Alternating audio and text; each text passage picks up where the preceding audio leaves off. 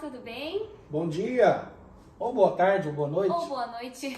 Hoje nós vamos falar um pouquinho sobre os honorários de sucumbência no processo tributário, não é, Laércio? Nossa, nós temos muitas histórias para contar sobre esse assunto, porque desde que eu me conheço por advogado, esse sempre foi o tema. Como que vem os honorários de sucumbência no processo judicial tributário? E agora parece que está bem tumultuado, né, Camila? Então vamos lá. Para que tenha honorários de sucumbência no processo, a gente precisa primeiro ter uma sentença, né, Laércio? E a gente precisa ser vencedor. Você venceu o processo, teve a sentença ali que diz que você é vencedor naquele processo, aí sim vai ter honorários de sucumbência em favor do advogado, né? Justamente esse é o nosso foco, né? Os honorários de sucumbência ali para o advogado. E aí, a gente entra em alguns aspectos. Sabe o que é uma coisa importante, Camila? Falar também, sucumbência e honorário contratual não é a mesma coisa. Não mesmo. Honorário contratual, quem paga é o cliente. E detalhe, você pode definir o valor e o percentual que você quer. Perfeito, né? no contratual. Exatamente. Na sucumbência, aí com base lá no CPC, a parte 85 do CPC. A parte vencida tem que pagar o advogado vencedor. Veja, então os honorários de sucumbência não é uma verba indenizatória para a própria parte. É uma remuneração do advogado. Do advogado, e é considerada uma verba de natureza alimentícia ainda, de tão importante que é esse valor, né, Laércio? E nós temos até o nosso próprio estatuto da OAB que separa, fala, olha, esse direito é do advogado, não é da parte. Então eu entendo que nem se você fizer um contrato e o cliente falar, eu quero que esse honorário venha para mim, eu entendo que não cabe, é um direito legal, é como se fosse um 13º nosso, né? E tão importante esse valor que quando a gente observa no Código de Processo Civil, lá consta que essa verba ela não pode ser compensada, no sentido de que se a outra parte é vencedora em partes também, né, quando tem uma sentença de parcial procedência, vocês não podem compensar esses valores. Cada advogado tem direito a receber o seu montante. Lá no código anterior fazia essa compensação, né, Camila? O atual já corrigiu isso daí. Já corrigiu, e a gente observa isso nas sentenças diariamente, Diariamente. Né? E o que eu quero dizer? Às vezes as pessoas não valorizam a sucumbência, né? Ou por exemplo, o que eu digo? A sucumbência hoje, determinadas vezes a característica do escritório de advocacia ou do profissional, ele pode ser até maior que o contratual. Em regra, se você, por exemplo, tem um escritório de advocacia, meu escritório de advocacia, nesse ano teve 1 milhão de receita. Será que, por exemplo, uns 400 mil, 500 mil não veio da sucumbência? Ou seja, a sucumbência está, às vezes, em determinadas situações, ela está mais importante que o honorário contratual. E é por isso que é tão importante você conhecer bem o processo antes de pegar essa causa do cliente. Porque assim, você vai fazer uma análise. Aí, por exemplo, o cálculo, quanto que eu tenho lá para restituir de imposto? Ah, eu tenho 1 milhão, eu tenho 2 milhões, eu tenho 300 mil. Com base nisso que eu vou fazer o cálculo de quanto eu posso ganhar lá na frente. Então, que seja uma causa de 1 milhão. Se o juiz arbitra o percentual mínimo, que é de 10%, eu já vou ter 100 mil aí. Mais o do cliente. Exatamente, então, mais o do cliente. Então, eu sempre pensei o seguinte, é um direito que o advogado não pode desconhecer. E o que eu vejo aqui que é importante, né? O próprio código agora, ele fixou o seguinte, com os honorários. Eu vou até pegar um código que eu gosto de acompanhar. Tá, artigo 85. Sim. Ele é no mínimo de 10% e no máximo de 20%. De 20%. E tem o que vamos só falar aqui. Os honorários do advogado não são da parte vencedora, é do advogado. Então, se alguém falar, mas eu quero dividir esse valor com você, não, a parte não pode. Então, o que existe é o honorário contratual, que é uma coisa, e sucumbência é outra. E os dois têm caráter alimentar. Os dois têm.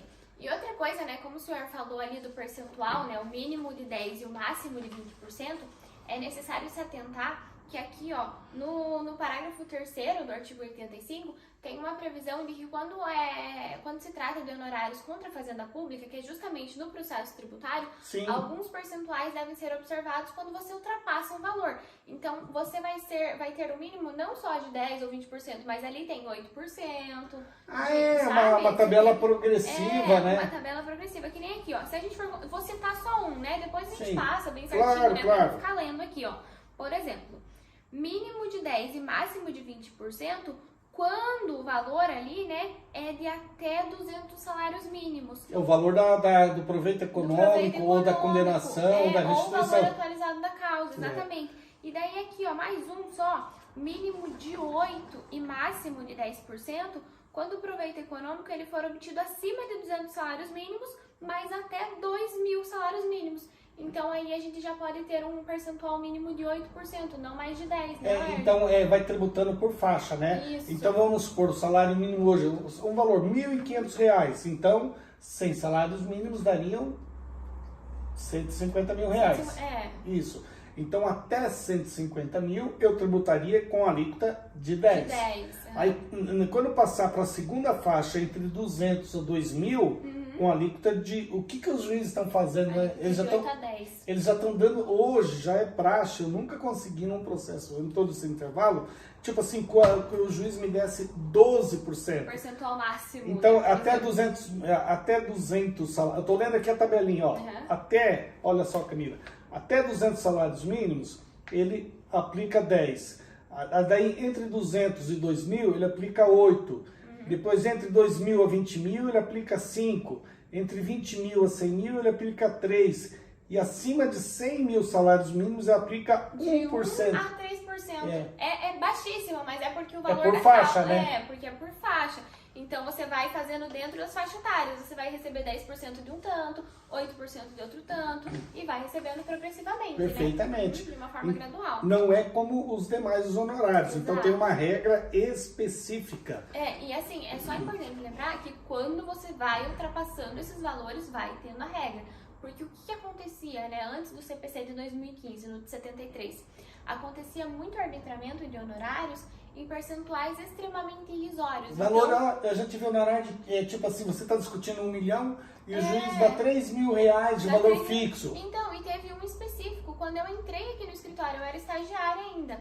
O processo, eu não lembro se era de 4 ou 5 milhões, era um processo bem grande lá de Santa Catarina, e foram arbitrados honorários de R$2.000.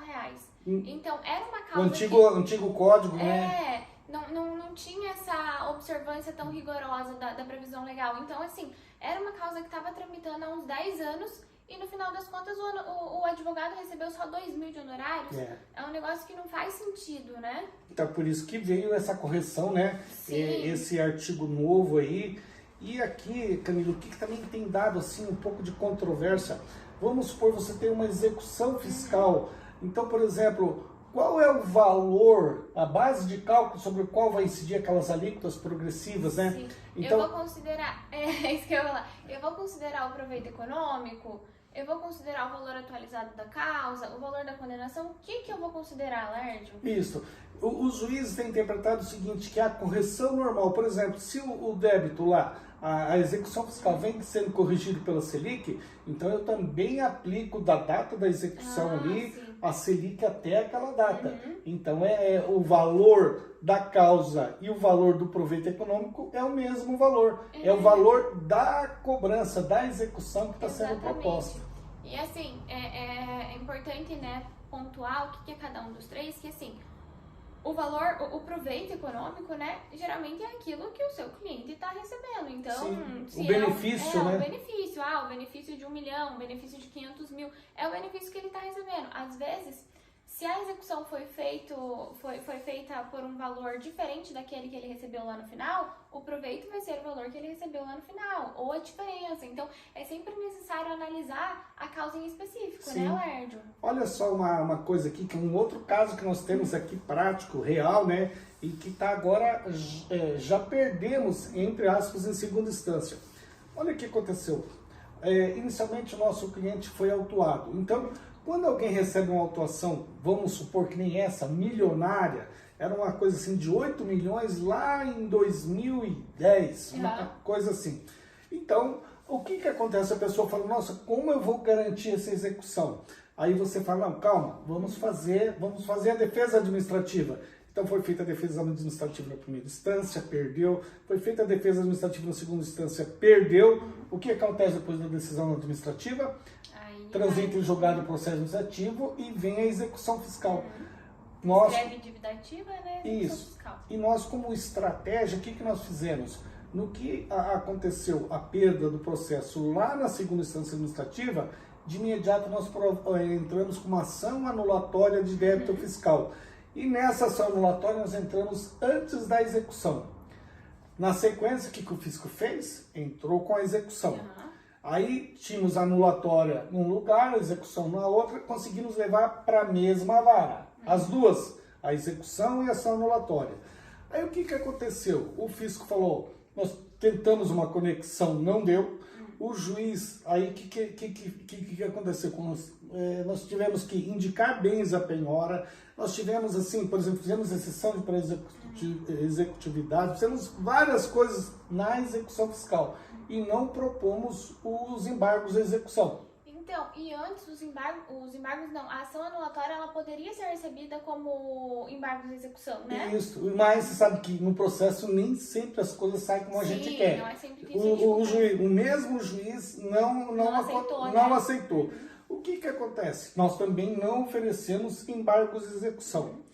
Na primeira instância, nós tivemos assim uma vitória parcial na anulatória.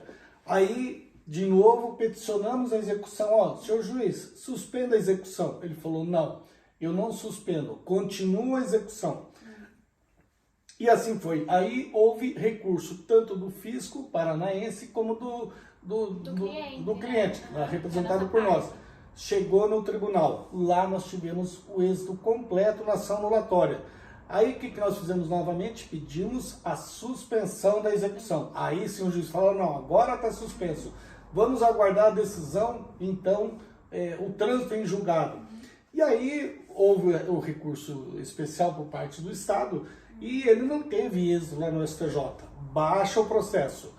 E quando baixa, os honorários da ação anulatória foi fixado nesses limites aqui, né? Dentro dessa escala aqui do artigo 85, né?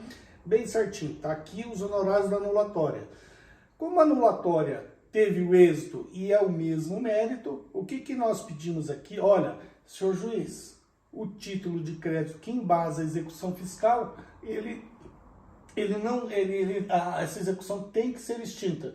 O juiz concordou, só que ele não deu honorários na execução. Tinha arbitrado só na anulatória, né? E ele entendeu o seguinte, olha, isso aqui é um bis in idem. Você já está ganhando os honorários aqui. Não tinha o porquê você receber também honorários de execução. Ele entendeu que eram dois processos discutindo a mesma causa, então teria que ter só um arbitramento, né? Só em um dos processos. Isso. E nós discordamos dele. Aí quando nós discordamos dele, fizemos os embargos primeiro para ele, ele continuou, fizemos um agravo para o tribunal. O tribunal novamente falou, olha, eu entendo que isso aí é um bis in idem. Você não tem que ter dois honorários. A causa é a mesma, só um honorários. E aí a gente recorreu outra vez. Agora pro Superior Tribunal de Justiça, só que lá no Superior Tribunal de Justiça tem o entendimento que as ações são autônomas e cada um deve receber um honorário. Exatamente. Então veja a dificuldade que dá um processo ele tem que ter estratégia. E esses dois honorários, né, na realidade, não vou assim desmerecer o entendimento do juiz. Ele tem uma certa razão. Sim, são dois honorários, vamos supor, hoje a causa está em 15 milhões, então, entre aspas, nós teríamos 10% de 15 milhões. Claro, tem aquela tabelinha. Sim, na tabela progressiva. E aí teríamos mais 10% no outro, na execução. Então ele entende que isso é dobrado. Então só que lá no STJ tem um entendimento diferente. Então, para vocês verem como é importante quando você tem processo conexo, né? E outra coisa, para quem está começando agora, é muito importante se ater a essa questão. Porque assim, não é porque o juiz falou que você não tem direito a honorários que você vai se contentar com aquilo ali e não vai recorrer. Sim. Não, você tem que procurar a jurisprudência e aqui o que a gente está fazendo, a gente está passando justamente esse conhecimento, Sim. né? Da jurisprudência que está presente atualmente. Então assim, se a jurisprudência ela tem alguma divergência e ela tem decisão falando que não, o advogado pode receber tanto nesse processo de anulatória quanto nesse processo de execução, você precisa fazer o seu direito valer, você precisa recorrer e chegar até a última instância, né? Pra Sabe o que acontece? A questão de honorários, às vezes o juiz, por instância, ele tem uma resistência em arbitrar honorários. Você vai no tribunal, também tem uma resistência. E às vezes você precisa ir lá para Brasília para obter. Para daí conseguir, né? Para obter esse segundo honorário Vamos supor, é claro que são princípios, mas o advogado efetivamente trabalhou em 2 processos, Sim, né? são Então, 2 processos. Por mais que o fundamento em si acabe, né, se repetindo, são 2 processos autônomos. são 2. Uhum. E outro, o cliente sofreu com aquele processo, ele teve que inclusive nos contratou, né, Camila? Sim. Para ação anulatória e para execução fiscal. Ele pagou por 2 defesas, né? E 2 nós atuamos em 2 acompanhamentos. defesas. Exatamente. Só que na hora do arbitramento, ele entendeu, não, só tem direito a um honorário.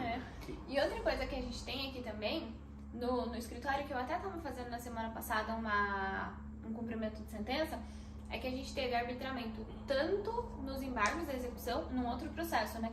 Quanto na execução. Só que o que o juiz definiu? Ele falou assim, bom, eu vou arbitrar nos 2. Pessoal, tô com uma colinha aqui, tá? O juiz determinou, eu vou arbitrar nos 2, mas como os 2 processos têm a mesma causa, eu não vou ultrapassar o percentual máximo de 20%. Então, nos embargos de execução, a gente teve arbitramento de 15% e na execução de 5%. E aí totalizou Fechou os 20%. Você vê, uma já é diferente, né? É. Que nem, aí o juiz entendeu que não tem o bis in idem, né? Isso, exatamente. Ele realmente arbitrou nos 2. Então, é por isso que é necessário estar conhecendo a jurisprudência, né? Sim, sem dúvida. E vamos para o próximo agora. Camila? Só voltando, uma coisinha que eu ia comentar aqui.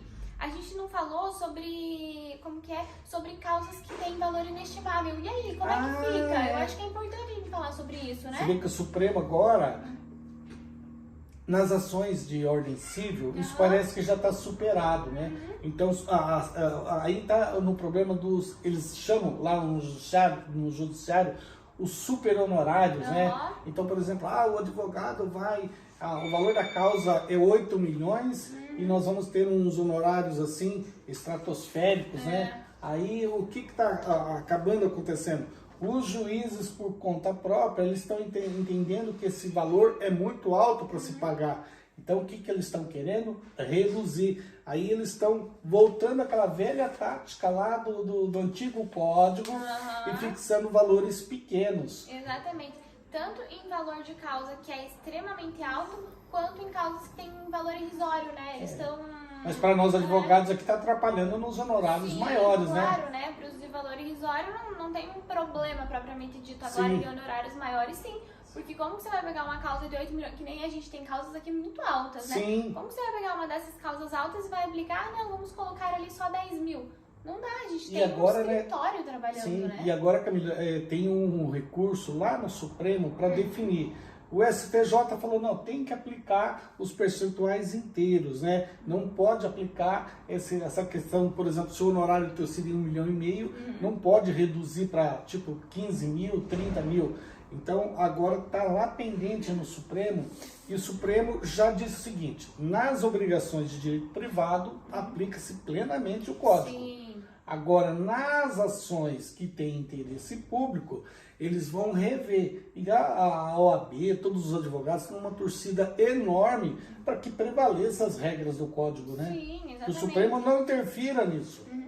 E aí, Laerd, um outro ponto também que é interessante a gente tratar aqui é de causas de prescrição. Isso. Prescrição intercorrente e prescrição de citação. Como que a gente trabalha com relação a isso? Então, aí, de novo, né, a gente vinha numa situação assim, vamos supor, saiu primeiro aquela decisão do Superior Tribunal de Justiça, Foi a primeira, em 2018, né, Camila, que ela mexeu nessa questão da prescrição aí, e ela falou, olha, ela deu uma nova visão, e aí, por exemplo, nós tivemos assim, eles falaram, olha, nós vamos ter em torno de muitos processos que as execuções elas vão ser extintas, as execuções fiscais.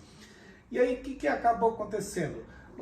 Você vem e protocolava uma exceção de pré-executividade e automaticamente estava prescrito, você ganhava ali os seus honorários. Sim. Aí o Superior Tribunal de Justiça veio e falou assim, olha, se a culpa, né, de não localização do devedor ou de bens é do próprio devedor, não tem honorário de sucumbência. E aí a gente entrou numa discussão, né? A gente até levantou uma tese que eu fiz, né, nesses dias. Lembra do TJ lá do Mato Grosso, que você tem essa situação? Eu tenho justamente essa discussão, porque é uma causa muito alta, nós trabalhamos por anos nesse processo justamente para demonstrar que tinha uma prescrição ali, que a culpa não era do devedor, a culpa era do exequente, que não estava promovendo todos os meios, né, necessários para conseguir fazer a localização ali, né, do devedor. E finalmente conseguimos, né, que fosse decretada a prescrição, só que o juiz entendeu que, não tem honorários aí porque a culpa foi do devedor. Só que a gente está falando de um direito do advogado. E você veja que foi lá para o TJ do MT lá, e lá o desembargador também entendeu dessa forma, Exatamente. Só que no STJ tem uma jurisprudência contrária, né? Que foi justamente essa jurisprudência, esse tipo de julgado que a gente levou. E a gente até tem uma reunião ainda que Sim. vai ser marcada com o desembargador lá, Sim. que é para o julgamento desse processo, né? Então a gente vai até o Mato Grosso, vai conversar pessoalmente com os desembargadores que compõem, né, o colegiado, para poder... Fala, olha, a mostrar situação, isso. o que você como advogado, quando você tem uma prescrição e tem um honorário, vai explicar bem, porque às vezes tem um entendimento do STJ que não é bem assimilado pelo TJ ali do regional. Então você tem que demonstrar isso. E olha, nesse caso aqui, o que acontece? Todo processo que tiver prescrição, eles estão interpretando assim: se é aquela prescrição que o fisco deu entrada no processo após o prazo de 5 anos, né? Aí sim tem o honorário, porque ele sabia que não deveria exigir. Sim. Mas tem aquela situação que, por exemplo, ele dá a entrada, ele não consegue citar o devedor porque o devedor sumiu. Nem citar e nem fazer localização de bens, né? Porque Isso. às vezes cita, mas não consegue fazer a localização A de localização bens. de bens. Então, nesses casos, eles estão dizendo que quem deu culpa à execução foi o próprio devedor. Então, você tem que estudar muito essa situação. Porque o que acontece? Numa execução fiscal, os honorários, às vezes de sucumbência, às vezes não, na maioria das vezes, o honorário de sucumbência é a verdadeira remuneração nossa, né? Porque às vezes você não pega uma causa para receber ali no início, você pega para receber no final. Isso. Né? Então, você está pensando naqueles honorários. Quem está trabalhando no processo é o advogado. É o advogado. O honorário de sucumbência é uma verba do advogado. Do advogado. Então, como que ele não vai ter direito a essa remuneração, né, Lérdio? São coisas do judiciário, são coisas que está debatendo. Agora nós temos um órgão de classe que está nos ajudando muito nessa questão de honorários, né? Está fazendo um corpo a corpo forte, no convencimento. O próprio Código Novo, hoje, lá o artigo 85, a Ordem dos Advogados foi muito importante, a atuação dela, né? Sim, na redação desse artigo, né, de uma forma bem competente, né, para atender aos direitos dos advogados. E vamos falar ainda mais sobre honorários de sucumbência, né? Tipo, precatório? Que ele se transforma num precatório. Então, não é um dinheiro que você recebe tão simples, né, Camila? Vamos só fazer uma classificação ali. A gente tem duas formas de receber os honorários que são de processo de face da fazenda, né, de sucumbência. Então, a gente tem pelo RPV ou então pelo precatório, né? O RPV é o requisitório de pequeno valor ali, então... Esse é rápido para receber, né, Camila? Esse é mais rápido. A gente tem alguns processos que teve RPV do ano passado, que esse ano a gente já recebeu. É uma coisa que flui, né? Flui. Agora, os maiores, aí depende também, por exemplo, da União, não é difícil receber, é fácil, é um pouco mais demorado. Por exemplo, um honorário contra o estado do Paraná, né? Nossa! Aí a gente já tem uma fila, né, Laércio? Tem uma fila. Fila que demora pra andar. Uma fila de 15 anos.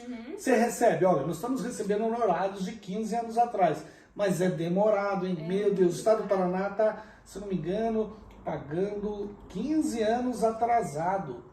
Olha, toda vez que a gente confere lá aquela lista e parece que a gente vai pra trás, nunca vai pra frente, porque aí entram os preferenciais, né? Os preferenciais. Então entra um preferencial na frente, a gente já vai um pra trás, entra outro preferencial. Isso mesmo. Nós temos até uma preferência, mas uma preferência relativa, né? Que é a preferência, por exemplo, o Laérdio tem a preferência por idade já, né? Entra nos preferenciais. 60 anos eu tenho mais, É jovem ainda, né? Mas a gente tem essa preferência e ainda assim é demorado, né? Por exemplo, quanto vamos supor o fisco catarinense, aí a fila é de 5 anos. Já é uma fila mais rápida. É uma fila mais rápida. Mas é uma fila, só que eu penso o seguinte, a pessoa fala, mas é um precatório.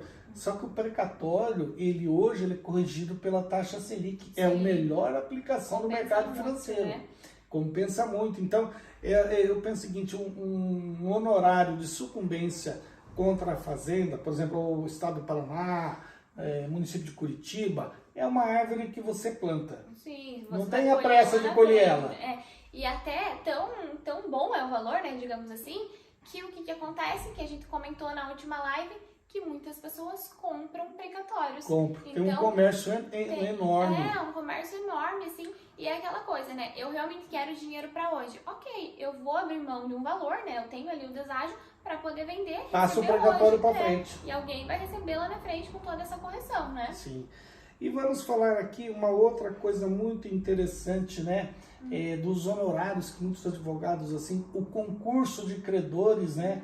Então, por exemplo, aqui não estamos falando propriamente do fisco, mas, por exemplo, se você tem um honorário de sucumbência contra uma empresa qualquer e ela tem várias dívidas, vários credores, os nossos honorários passam no concurso direto de recebimento, passa na frente de todos, né? Passa, porque é aquilo que a gente comentou lá no início, a gente está falando de uma verba de natureza alimentícia, né? Isso.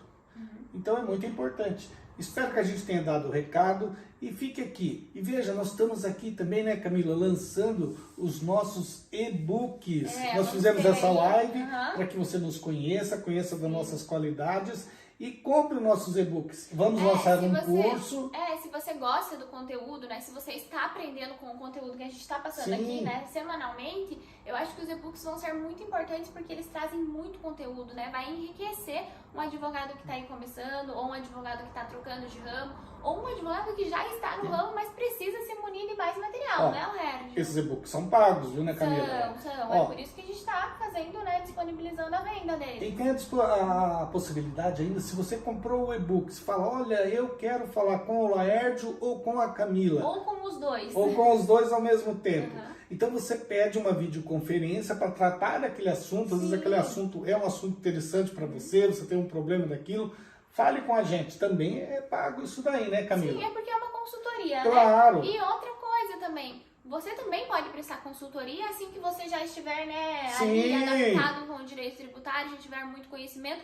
Esse é um trabalho que você também pode desenvolver. A gente presta muita consultoria, né, nossa. Então, se você precisar, é só entrar ali, né, no nosso site, vai ter o valor bem certinho, que eu não lembro agora. Tá lá, mas, assim, tá tudo lá descrito. Sim, tá tem bom? a descrição tudo perfeita ali. Vamos né? nos despedir deles? Até mais, pessoal. Tchau. Muito obrigada.